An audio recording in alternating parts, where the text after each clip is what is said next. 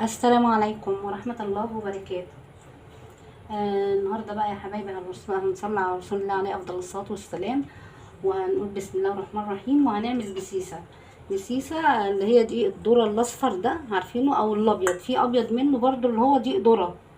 ومعايا كمان ايه معايا كوبايتين هنا دقيق ذرة، اللي هو الدقيق الأصفر، نفس الكوباية دي كوبايتين.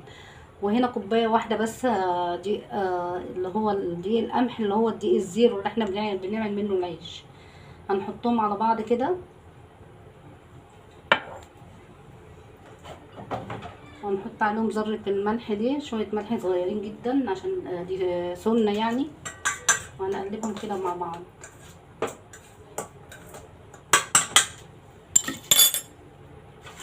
ومعاهم باكت اللي هي الباكو البيكنج باودر ده، او الشيف كيك او اي حاجه معايا كده. وهنحطهم ايه، هنركنهم كده على جنب. معايا بقى ايه، هنا معايا الخلاط دوت اهو. معايا كوبايه اللبن دي اهي، معايا كوبايه سكر، معايا البيض اهو بيضتين، ونص كوبايه الزيت اهي، ومعايا باكت اسمها ايه ديت الفانيليا اهي معاهم. كله مع بعض، مش هنقعد بقى ايه نعك.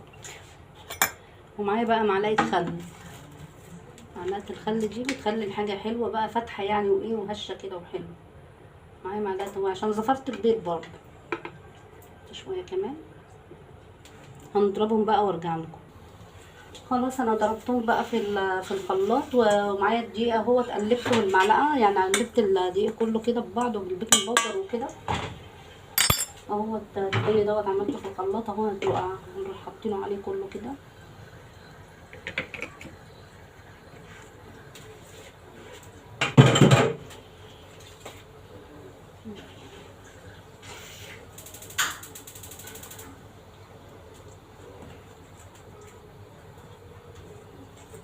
والله البسيسه دي انا بحبها احسن من الكيكه، بحبها جدا جدا جدا.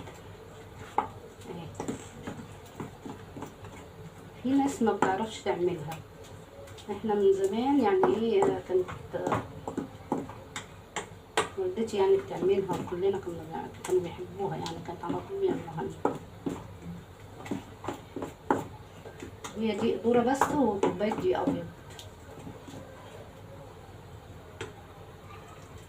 خلاص كده، خلاص عملتها يعني، قلبتها واحطها بقى عندي صينيه كده وملونه بالسمنه، انزلها فيها كده، وبعدين احطها في طبعا الفرن مولعاها من 10 دقايق. اول ما بتبتدي تقب كده نوطي عليها في الرف ايه اللي في الوسط على درجه 180 درجه.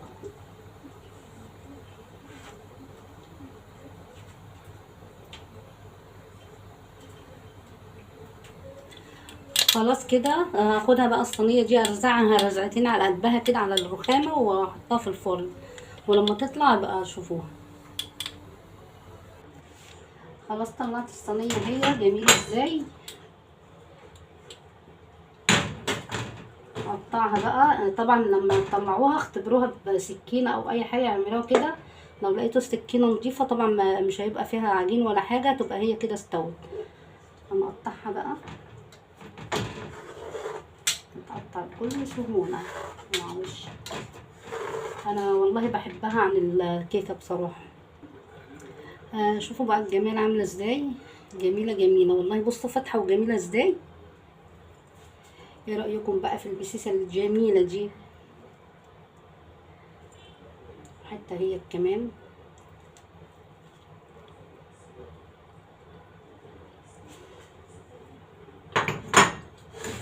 انا بقى شايف بلبن وكله بالليل بقى.